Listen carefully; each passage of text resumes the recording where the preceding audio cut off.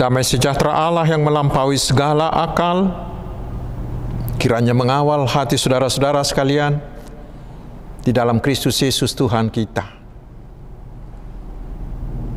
Amin. Selamat hari Minggu saudaraku. Saya berharap semuanya kita dalam keadaan sehat, tetap bersuka cita. Karena hari ini di minggu ke-15 sesudah Trinitatis ini, Tuhan akan memberi kita makanan rohani dari firman-Nya yang tertulis dalam 1 Timotius pasal 6 ayat 6 hingga ayat yang ke-9. Saya bacakan untuk kita, mari kita simak dengan baik. Memang ibadah itu kalau disertai dengan rasa cukup memberi keuntungan besar. Sebab kita tidak membawa sesuatu apa ke dalam dunia, dan kita pun tidak dapat membawa apa-apa keluar. Asal ada makanan dan pakaian, cukuplah. Tetapi mereka yang ingin kaya terjatuh ke dalam pencobaan, ke dalam jerat, dan ke dalam berbagai-bagai nafsu yang hampa dan yang mencelakakan, yang menenggelamkan manusia ke dalam keruntuhan dan kebinasaan. Demikian firman Tuhan.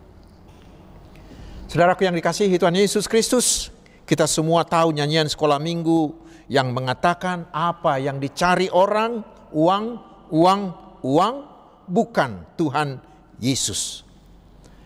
Rupanya itulah yang terjadi juga di jemaat dan di masyarakat di Efesus. Alamat surat ini yang dilayani oleh Timotius. Mereka sudah jatuh ke dalam roh materialisme yang luar biasa, yaitu cinta uang, gila harta. Para guru-guru pengajar sesat telah menggunakan ibadah sebagai ladang uang untuk menumpuk harta. Karena itulah Paulus mendesak Timotius dengan mengatakan, peringatkanlah kepada orang-orang kaya di dunia ini. Dan itulah juga seruan firman Tuhan hari ini bagi kita. Tetapi mungkin muncul pertanyaan di benak kita. Apakah dengan nats ini kita dilarang menjadi kaya? Kita dilarang untuk memiliki uang yang banyak? Saudaraku, sama sekali tidak. Karena Abraham, juga Ayub, juga Daud, juga Salomo adalah kekasih-kekasih Tuhan yang kaya raya, bahkan yang terkaya di zamannya. Karena itu semua orang percaya harus berusaha sekuat tenaga untuk menjadi kaya, tetapi dengan tetap berpegang pada prinsip-prinsip imannya sebagai seorang Kristen. Pemahaman bahwa menjadi miskin akan membuat kita lebih kudus dan masuk ke sorga adalah pemahaman yang tidak benar. Menjadi miskin bukanlah jaminan kesalehan, dan menjadi kaya bukanlah dosa. Kekayaan bukan dosa. Uang dan harta sendiri tidaklah jahat, tetapi uang dan harta itu sendiri bersifat netral. Tetapi yang dilarang saudaraku adalah sikap cinta uang yang gila harta, yang menjadikan uang dan harta menjadi tujuan hidupnya, menjadi jaminan masa depannya, dan menjadi Allahnya. Nanti kita baca di Lukas 12 ayat 15 hingga 21. Mereka inilah yang membuat uang menjadi segala-galanya.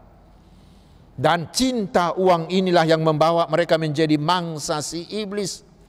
Itulah yang kita sebut dengan moneisme, dari kata money, uang, yang sudah menjadi agama baru di zaman ini, yang memperilah uang. Uang telah menjadi ukuran kesuksesan dan kebahagiaan hidup bagi banyak orang. Sehingga banyak orang sekarang menganut paham yang mengatakan, siapa yang tidak memiliki apa-apa adalah tidak apa-apa. Tetapi siapa memiliki apa-apa, dialah yang apa-apa. Who has nothing, he is nothing. But the more you have, the more you are. Itu paham yang dianut banyak orang sekarang. Mereka ini adalah orang-orang yang sangat ingin menjadi kaya, sehingga melupakan yang lain-lain itu. Mereka melupakan kesehatannya, keluarganya, terutama mereka melupakan Tuhan. Dan mereka inilah yang mau menggunakan, menghalalkan segala cara untuk menjadi kaya, yang mengabaikan norma-norma moral dan etika. Bahkan tidak jarang mereka ini tega membunuh, mencabut nyawa orang lain demi uang itu. Selanjutnya saudaraku, firman ini mengatakan cinta uang atau gila harta itulah yang membuat orang jatuh ke dalam pencobaan, ke dalam jerat, dan ke dalam berbagai-bagai nafsu yang hampa dan yang mencelakakan, yang menenggelamkan manusia ke dalam keruntuhan dan kebinasaan. Karena akar segala kejahatan ialah cinta uang.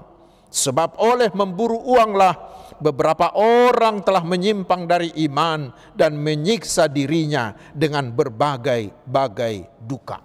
Ayat 9 hingga ayat 10. Tetapi ingat saudaraku, bukan uangnya, bukan hartanya itu sendiri yang salah atau yang jahat. Bukan sama sekali. Karena ada yang mengatakan uang adalah hamba yang baik bila kita menguasainya, menjadi tuannya. Tetapi uang bisa menjadi tuan yang kejam bila kita yang dikuasainya, atau bila dia kita perbuat menjadi Tuhan kita. Dan inilah sikap inilah yang membuat orang menjadi tamak, menjadi rakus dan cinta uang. Pepatah Batak mengatakan bahwa uang itu habang somar habong, mangicir somar pat, ibanado na uburju alai ibanado na jumukat. Uang itu bisa terbang walaupun tidak punya sayap, bisa berlari kencang dan berkelit walaupun dia tidak punya kaki. Uang itulah yang paling baik, tetapi dia jugalah yang paling jahat. Orang Tionghoa juga punya pepatah, tidak ada tembok besi yang tidak dapat ditembus oleh peluru besi. Yang mereka maksud adalah uang. Dan seorang pendeta HKBP, Bapak PM Sihombing almarhum, pernah menuliskan, senapan bisa tidak meletus bila disumpal dengan uang. Palu hakim juga bisa tidak diketukkan karena disumpali dengan uang. Cinta uang membuat orang hanya mementingkan diri sendiri. Bahkan menganggap orang lain itu sebagai alat pencari harta baginya. Mari kita coba lihat para koruptor itu. Atau kita lihat para pengusaha yang memberi upah yang sangat kecil bagi buruhnya, sementara dia meraup untung yang sangat besar. Lihat itu para pengedar narkoba yang mau membiarkan orang mati demi dia meraup uang bagi dirinya. Lihat itu para pelaku dengan investasi bodong itu. Juga orang-orang yang mau menjual diri. Juga seperti yang marak sekarang dengan judi online, dengan pinjaman online dan lain-lain. Mereka ini mau melakukan segala cara asalkan mereka memperoleh uang. Itulah sekilas potret roh materialisme yang luar biasa yang sedang terjadi di tengah masyarakat kita sekarang. Dan hal ini saudaraku perlu menjadi perhatian kita para orang tua sekarang ini. Saya membaca sebuah hasil survei yang dirilis pada bulan Maret tahun 2014 yang lalu di New York. Di kalangan pemuda, dikatakan bahwa di kalangan pemuda yang berusia 18 sampai 25 tahun diadakan survei, dan hasilnya ternyata 88% dari pemuda itu membuat tujuan hidupnya adalah untuk menjadi kaya raya. Sangat ironis sekali karena hanya 10% saja dari pemuda itu yang ingin hidup lebih baik dan menjadi orang yang lebih spiritual. Kita harus memberi perhatian untuk itu. Namun saudaraku, walaupun orang yang cinta uang ini dan memiliki banyak uang ini, mereka punya segala-galanya, tetapi sebenarnya mereka inilah orang yang paling miskin. Bapak John D.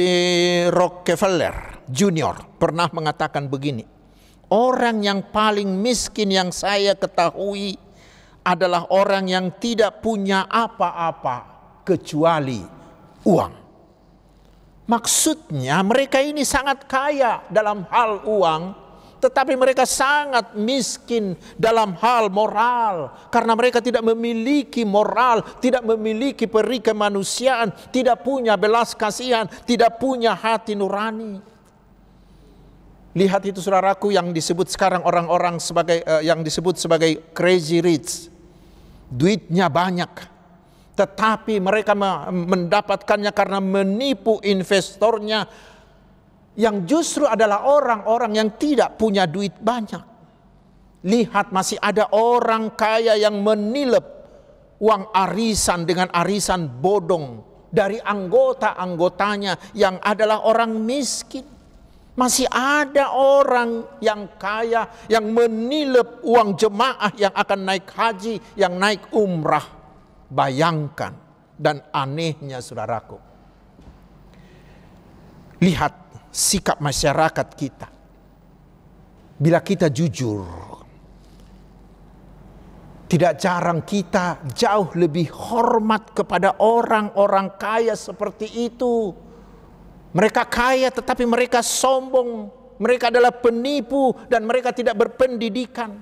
Tetapi kita sering lebih hormat kepada mereka ketimbang kepada orang jujur tetapi hidup dengan sederhana.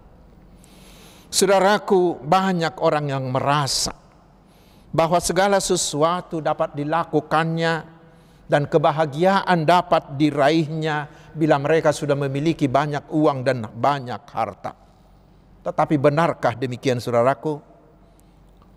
Pasti kita sudah pernah mendengarkan kata-kata berikut ini. Uang bukanlah segala-galanya. Uang dapat membeli kesenangan, tetapi bukan kebahagiaan. Uang dapat membeli rumah, tetapi bukan sebuah rumah tangga. Uang dapat membeli tempat tidur, tetapi bukan tidur yang nyenyak. Uang dapat membeli makanan yang mahal, tetapi bukan selera makan. Uang dapat membeli teman atau kawan, tetapi bukan sahabat. Uang dapat membeli asuransi, tetapi bukan keamanan. Uang dapat membeli obat, tetapi bukan kesehatan. Uang dapat membeli perhiasan, tetapi bukan kecantikan. Uang bisa membeli cincin emas, tetapi bukan cinta. Uang dapat membeli buku, tetapi bukan hikmat. Uang dapat membeli gelar kesarjanaan, tetapi bukan kepandaian. Uang dapat membangun gereja mewah, tetapi bukan sorga.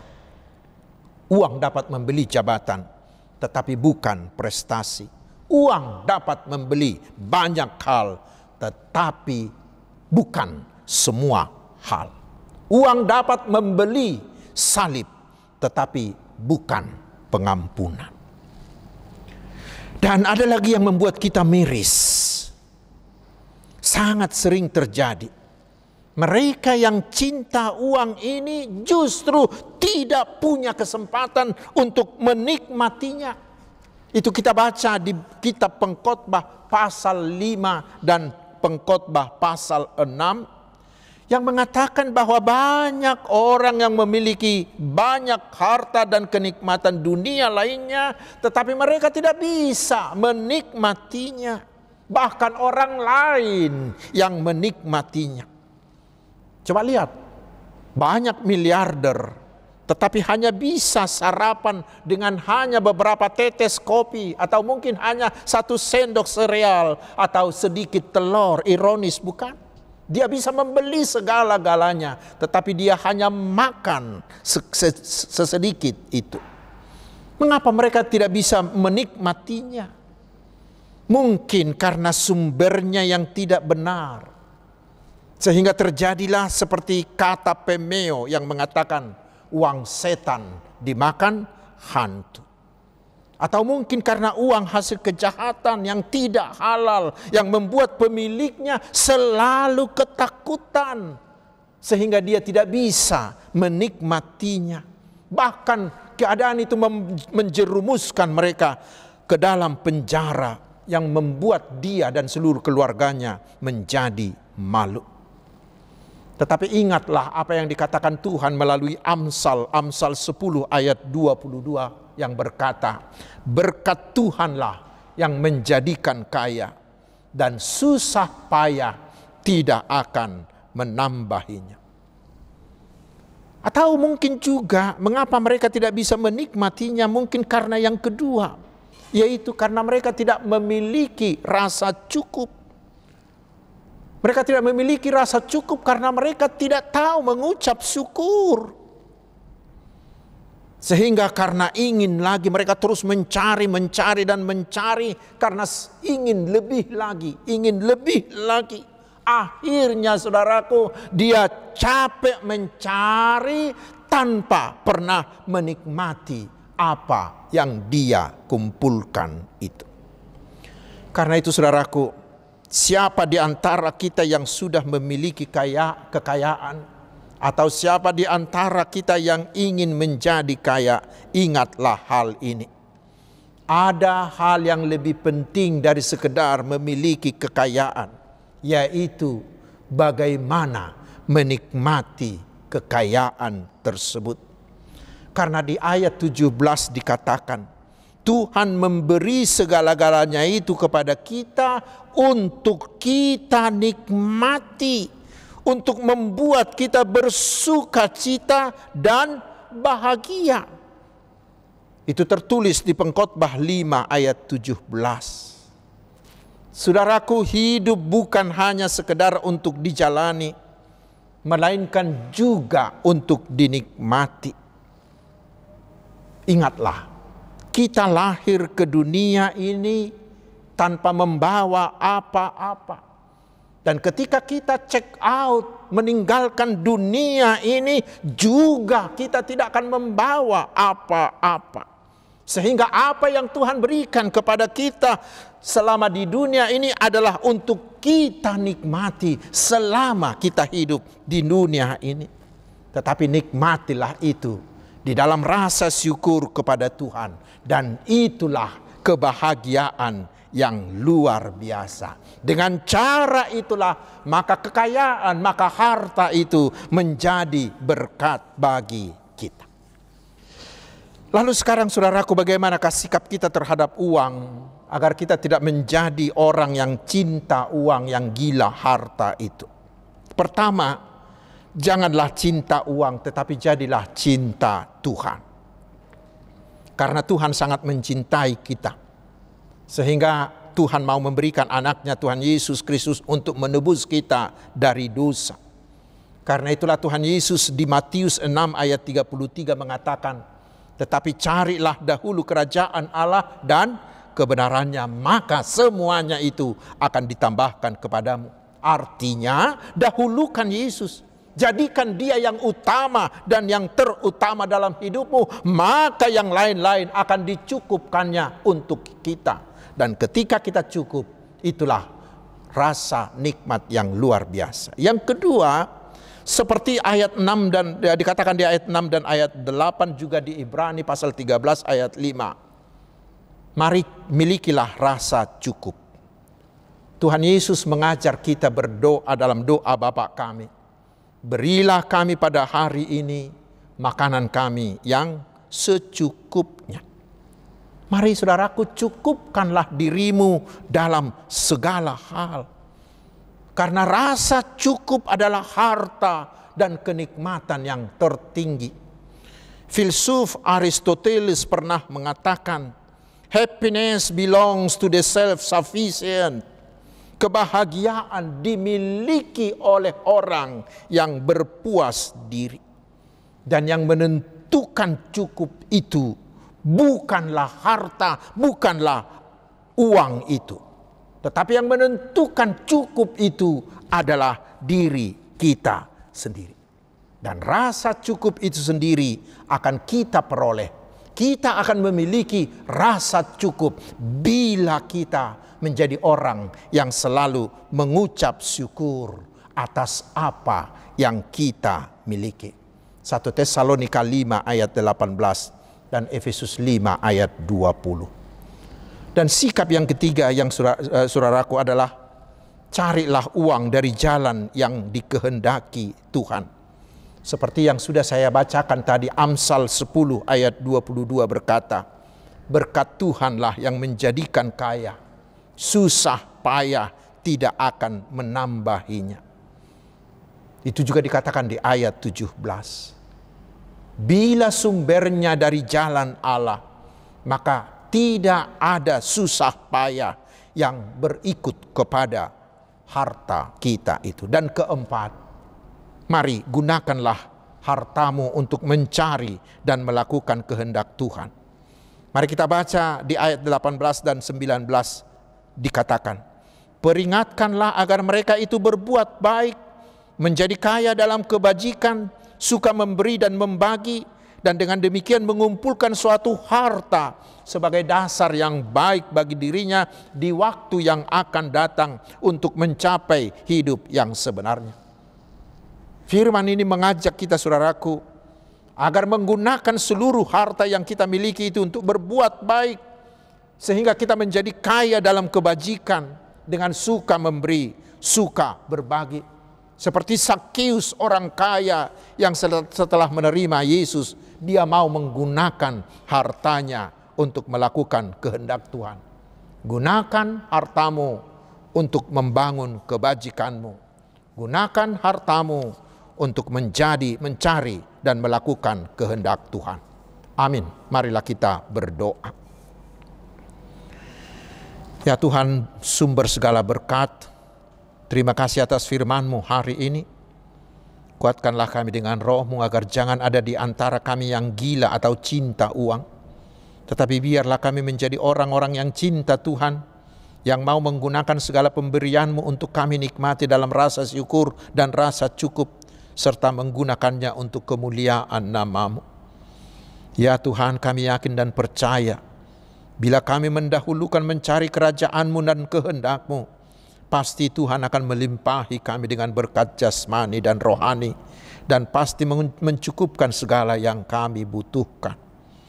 Ya Bapa di sorga, berkatilah pekerjaan kami, juga keluarga, juga studi dan seluruh pelayanan kami. Kami mohon berilah kesembuhan bagi mereka yang sakit, pulihkanlah kesehatan mereka. Kami mohon berilah jodoh bagi anak-anak kami yang sudah waktunya untuk menikah, dan lancarkanlah segala rencana anak-anak kami yang berencana akan menikah. Dan kami memohon juga berilah kelahiran anak bagi keluarga yang sudah lama menunggu. Berilah pekerjaan juga bagi mereka yang sedang mencarinya. Dan berilah keberhasilan atas seluruh pekerjaan dan aktivitas kami yang sesuai dengan kehendak-Mu. Karena Engkau adalah Allah yang maha kuasa. Engkau sanggup melakukan mujizat dalam hidup kami. Ya Tuhan Bapa di sorga, hiburkanlah mereka yang bersedih. Kuatkanlah para korban bencana. Kuatkanlah mereka yang sedang mengalami pergumulan. Berkatilah juga bangsa dan negara kami, agar tetap kokoh dalam persatuan dalam keberagaman dan semakin sejahtera. Berkati jugalah para hamba-Mu ya Tuhan. Berilah mereka hikmat dan kekuatan-Mu agar mereka semakin bertenaga, semakin bersemangat memberitakan Injil-Mu dan melayani para domba-domba-Mu. Terpuji nama-Mu ya Tuhan, kekal selama-lamanya. Di dalam nama Tuhan Yesus kami berdoa, tetapi kehendak-Mu lah yang jadi atas kami. Amin.